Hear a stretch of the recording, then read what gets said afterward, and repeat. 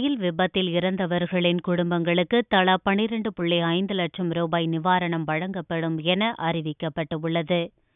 உத்தரப்பிரதேச ரயில் விபத்தில் பலியானோர் குடும்பங்களுக்கு தலா 3.5 லட்சம் ரூபாயை ரயில்வே நிவாரணமாக அறிவித்துள்ளது. படுகாயமடைந்தவர்களுக்கு 50,000 ரூபாய் நிவாரணத் தொகையும், லேசான காயமடைந்தவர்களுக்கு 25,000 நிவாரணத் தொகையும் வழங்கப்படும் என ரயில்வே அமைச்சர் சுரேஷ் பிரபு அறிவித்துள்ளார். அதே நேரத்தில் மாநில அரசு சார்பில் பலியானவர்கள் குடும்பங்களுக்கு தலா 5 லட்சம் ரூபாயும், காயமடைந்தவர்களுக்கு 50,000 ரூபாயும் வழங்கப்படும் என முதல்வர் அகிலேஷ் யாதவ் அறிவித்துள்ளார். இதனிடையே பலியானோர் குடும்பங்களுக்கு பிரதமரின் நிவாரண நிதியில் இருந்து தலா 2 லட்சம் வழங்கப்படும் என பிரதமர் மோடி அறிவித்தார். அதேபோல மத்திய பிரதேச அரசின் சார்பில் தலா 2 லட்சம் வழங்க அம்மாநில முதல்வர் சிவராஜ் சிங் சவுகான் தெரிவித்துள்ளார்.